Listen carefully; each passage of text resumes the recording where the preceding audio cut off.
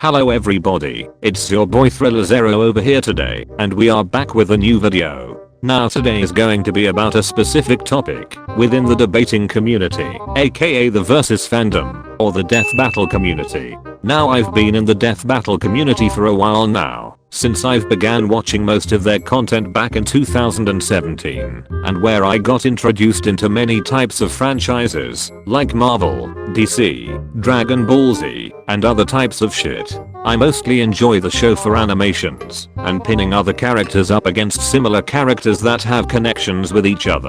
Also other reasons with the show were my favorite characters being in it like Deadpool, Batman, Joker, King DDD, Super Mario, the Shredder from the Teenage Mutant Ninja Turtles, etc. You name it. It's basically WWE, but with fictional characters instead. They do mostly the research of the characters to find out who would win in a fight, similar to those who would win books, where they pin animals up against other animals in a death match, and it's just that simple. But sometimes we don't always agree with the outcome, because not all of their research has pretty accurate information stored in it. And that's why, when it comes to these, it's always a fiery pits of hell like Twitter, and when I mean that, I mean the Death Battle fanon wiki page, especially these two dumb matchups that exist on the page, the Inklings versus the Team Fortress 2 mercenaries. Even these battles were made from 2015 I believe, the same year Splatoon came out, as it's still fresh to this day for a debunking video as it has very little accurate information. Stay tuned more as I introduce a special collaboration video with my friend over here, the FirePugLord. Yo, what's up randoms? I hope you don't mind me breaking into your house or anything, but yeah, I heard you were debunking some stupid Death Battle fandom stuff about like Scout vs Inkling, so I wish to join you. Anyways, Scout has much more durability and physical stats than Inkling because he gets city block level. How does he get city block level, you ask? Well, he scales to Soldier's Cow Mangler, which can vaporize giant robots, which has been character called to be like 15 tons of TNT. So yeah, city block level. And he can possibly get to multi-city block town level and city level as well. So yeah, I don't know.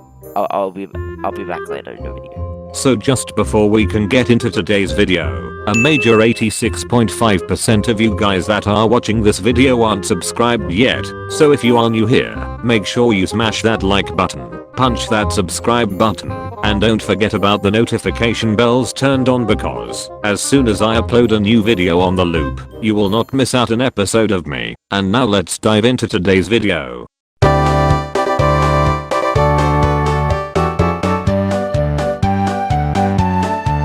So now beginning with the debunking, I feel like this matchup was a complete mismatch, as it's basically a kid with a fucking paint gun up against a fucking war criminal mercenary. This battle is just like pinning Condiment King up against Deathstroke. That's how exactly the fight is going to go. But let's go take a look at the first one we are going to be reviewing. The Inkling vs the Scout. Fresh from 2015. Let's say go.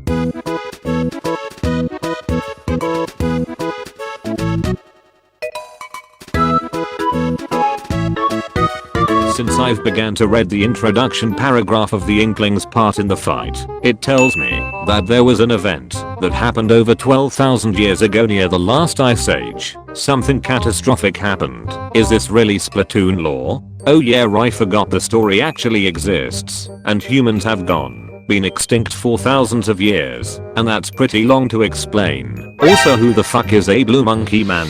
Anyways, we did see the squid evolve to this humanoid-like creature which we all know today as Inklings. Also a 100-yard vision. Really, squid's eyes are 100 times bigger than us humans. To help them see in the dark that they have but Inklings, they see much further away from us, and holy shit, they have a better eyesight than us. Controlling water and fire, I heavily disagree with that.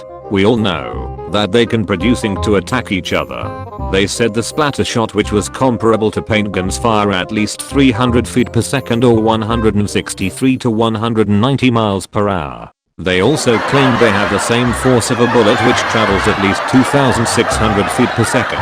Like no shit, Ink can't even catch up with how much the Scout has been firing from his arsenal. They are mindless as fuck. bullets at least travel 8.7 times faster than how the ink shoots. Not even the other ink guns you mentioned could even compare to that of the Scout. Like, what the hell are you guys even on? Ink can't even defeat a fucking bullet shooter. Not even the fucking splatter bombs could work against them. We all know their trademark move of hiding beneath their ink, but it can't last forever, since it can be washed away by some other ink, or even worse, other substances of liquid such as water, which they are very weak to. Not even their armor, which protects itself from other types of ink they are vulnerable to, could resist against it. Of course they did take out an entire army. You know what army is that?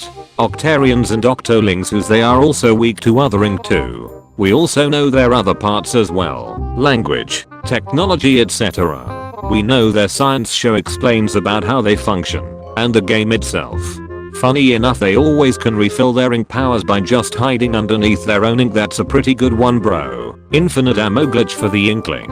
And the next part we have on our list is the Scout, and myself is very familiar with the Scout, since I've played a lot of TF2, but I've heard he is born and raised in Boston, Massachusetts, USA, which is accurate to his origin story and the 9 mercenaries hired by Redmond. Of course he knows how to solve problems with his fists, hand-to-hand combat fighting, something that the Inkling doesn't have. Since Redmond has hired the Scout, so does Bloomond, and they mentioned they were cloned for each team. What? I've never heard of this shit before, but I don't think so. They are identical twins, like the both teams. If they were actually the case, it would have been brothers fighting each other, which isn't true, and 9 classes are for each separate team, and the administrator has never gotten the chance to talk to the blue team, so we gotta say there are different people in general, and not brothers. We know eating a sandwich in TF2 regains your health to the fullest, and the Scout actually got one after beating up a heavy in a fight where it was stated he was the most strongest, durable, and even the most dangerous mercenary in the team. And I don't think so the Inkling can scale to that. Not even DJ Octavio could scale to that, because his Octobot machine code is also weak to ink as well, unlike TF2's robots that could resist against bullets and explosions. If it wasn't for Octavio to be weak against ink, he would have been more dangerous than he would have appeared as. For his arsenal stash, have you never mentioned about the soda popper in the Force Nature? It's not only just his scatter gun, the pistol and the metal bat. There are also other weapons that can counter the Inkling so easily, such as his Mad Milk, which contains liquids that can easily harm Inklings. The Sandman Bat can stun opponents and make them slower, as it can launch baseballs at opponents. The Atomic Barn Punch, which grants you invulnerability to damage for 8 seconds and slows you down after you resist damage from it. Crito-Cola boosts your damage to dealing mini crits. And don't forget about the power-up canteens from Man vs Machine, also give him refilling ammo whenever he is low on critical damage boost to make him stronger, and even uber charging, which makes him invincible to damage. Also something that the Inkling does not have in combat, nor have any weapons to counter it, so basically the Inkling is going to get knocked out of the ring. Of course the Scout has done impressive things like defeating robots and a giant bread monster, something that the Octarians cannot scale to, nor the Inklings were as strong as. I heavily doubt Octarians are as strong as the robots we faced off in TF2, nor a mutant bread monster. Just because the Scout has the same 125 HP as the Sniper, Spy and the Engineer, that doesn't mean he's low on durability. The Scout has survived explosions while being injured, and even the Cow Mangler, which was described to instantly quantum disentangle cows, sheep, humans and even Demoman. That's far worse than what the Inkling has faced off. Also forgot to mention he can dodge sentry gunfire and even plasma shots before, which plasma could travel at 123,000 miles per hour, which is much faster than how the paint gun shoots at, as he is also the fastest and the quickest class in the whole TF2 team, as he can also double jump too, and an additional triple jump with the atomizer.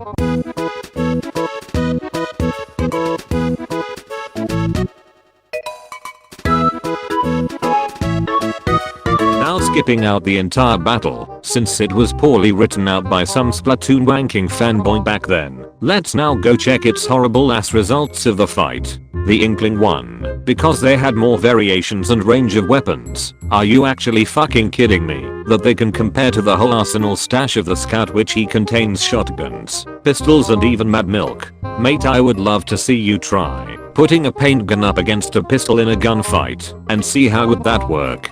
And 2,000 to 3,000 years of experience of nothing but relying on paint gun weapons, and compared to that of the Scout, you never seen how dangerous mercenaries are? Take a look at good examples of them like Deadpool and Deathstroke, and tell me how do they compare to that of Inklings? Inklings have never gone through using guns that shoot bullets nor use any melee weapons like the Scout has.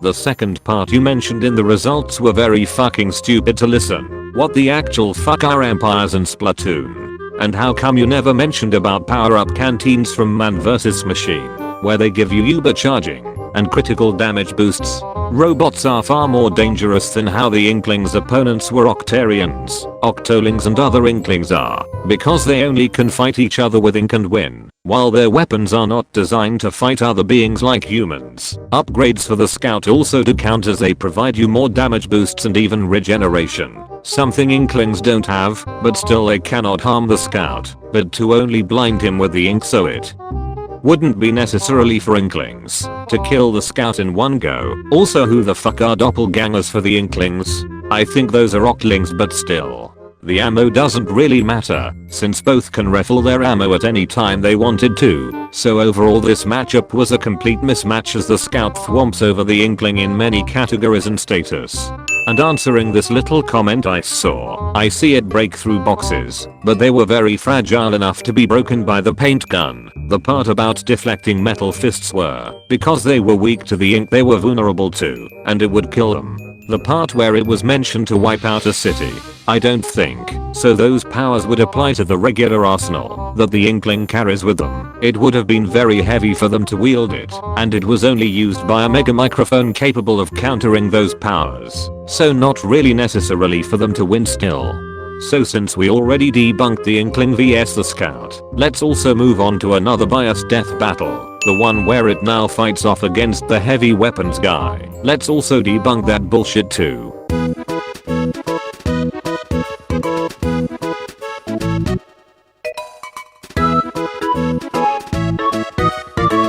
Hello, me again. Anyways, now Phantoms is doing the heavy versus Inkling part, so let's get started.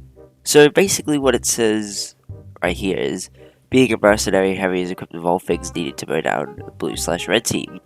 His minigun Sasha holds 300 shots, but sacrifices speed for offense.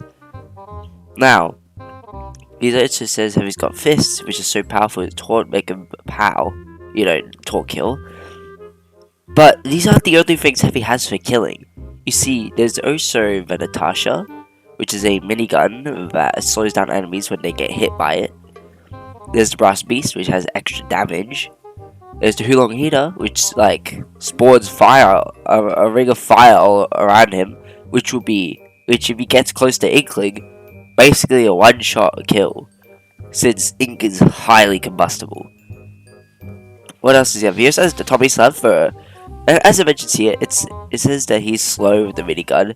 Sure, that might be the case, but with the Tommy Slab, he can easily counter the Inkling's speed with a faster rev-up time and a shorter spread. Really, he can get good damage far away on the Inkling. And for secondaries, he doesn't just use melee and primary. He also has secondaries to choose from. He has a trusty shotgun, just in case. So if the Inkling's rushing him down, he doesn't have to rev up, because he could just pull out his shotgun. He also has the Failing Business, which is another shotgun. The Panic Attack, which is a really good shotgun for close range. He also has the Trusty Sandwich, which heals it back to full health, no matter what health he's on. His Chocolate Bar, which gives him 350 health if he eats it. The Banana, which heals him quickly. And he also has the Buffalo Steak, which increases his striking strength with his fists. Now, he doesn't only have the fist for hitting stuff, he also has the Fist of Steel, which make him more resistant to ranged attacks. And he also has the gloves are running urgently, which make him faster. What else is he? He also has the warrior spirit, which gives him extra damage. So if the Inkling rushes him down again, like I said before, he you just hit them.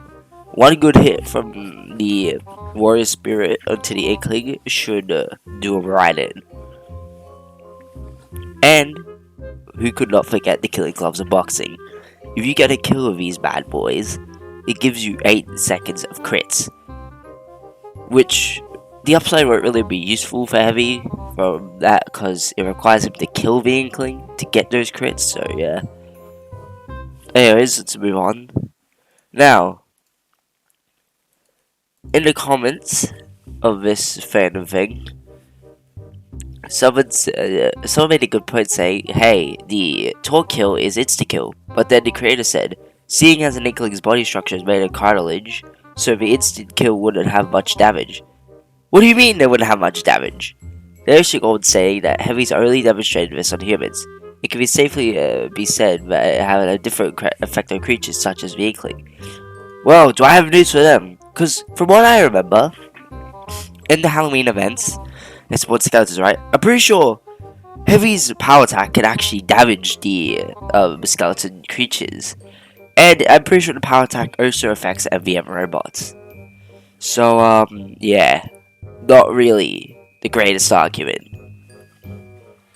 So, one good shot from the POW should do the Inkling right in as well. Not to mention that the power one-shots a bigger MVM robots, which can be argued to equal to city block level. Oh yeah, and speaking of city block level, Heavy scales the scout and every other merc with the Cow-Mangler stuff. Heavy can take multiple shots from the Cow-Mangler, which as you know, has been calculated to be city block level. Heavy can take multiple shots and even damage other mercs, such as the scout, who can also take shots from it. Well, basically every merc can take shots from it. He can damage all of them with his bare hands. So yeah. And another point they're making a fan of for why Inkling wins is that Inkling is faster than Heavy. This is not true at all. Heavy is, at worst, a bullet timer. He can dodge bullets in-game, and has also been shown, and can also react to and dodge shots from the Pomson, Cow-Mangler, and Bison, to name a few. So that puts him massively hypersonic to relativistic. So yeah, I used to say Inkling has better weapons in arsenal, which is not true. Heavy's arsenal is easily has more utility. Well, actually, I wouldn't say has more utility, because depending on what you give the Inkling, they could probably have more utility than Heavy. But Heavy's arsenal is pure power. He definitely has pure power over the Inkling. And can even counter. Let's just say that the Inkling is faster than Heavy, right? Heavy can easily counter this, like what I said before, the Tommy Slav, or the Natasha, which can slow down foes if you don't know. Not to mention you can just pull out the gloves and running urgently. I really don't see how Inkling can win this. Not to mention that Inkling's Ink only shows wall level stuff. Considering he can push back giant metal fists and break crates. Well, on the other hand, Heavy's weapons can destroy giant robots and damage magical wizards and a floating magic eyeball. Not to mention that Heavy easily has fought more tougher opponents, such as before Marasmus the Wizard, Monoculus, and the MVM robots, just to name a few. So yeah, I really don't see how Inkling wins this, and if you want to give Inkling full arsenal, like everything, literally everything, then it would only be fair to give Heavy everything too. Which if you give Heavy everything, that would mean he has access to spellbooks and power-up canteens and power-ups for manpower, and a grapple hook. From the power-up canteens, he can ubercharge himself, give himself crits, and with the spells, he can shoot out fireballs and make himself invisible and a few other things. Now, as before, as I've said, this is not everything that he can do with these items. There's plenty more, but I'm just naming a few because simplicity. But if he lands a hit on the Inkling with a, say, Fireball from one of his spells for spellbooks, then it's game over the Inkling, because Ink is really combustible if you don't know. So it's just one shot. So, in conclusion, Heavy is smarter, more durable, and just has better weapons and just outstats. So yeah, that was my talk. But yeah, take it away, Phantoms.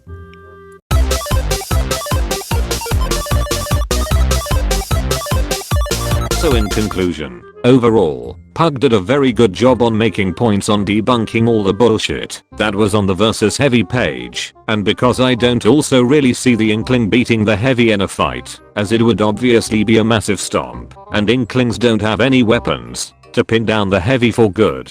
So in final conclusion, the Heavy curb stomps Inkling in a match, but if you want to see Inkling go up against a more reasonable foe, maybe go ahead and try Ikamusume aka the Squid Girl, because I can see both are cephalopod hybrid humans that can both shoot out ink and become squids too. They even especially crossed over with other ones and claim to be rivals. That could possibly be a better and good matchup in my opinion, but who knows who would win in a fight between the two. So anyways guys, thanks for watching my video. Make sure you smash that like button, subscribe with the notification bells turned on, join my Discord server, and follow me on Twitter, and see you guys in the next video. Ciao.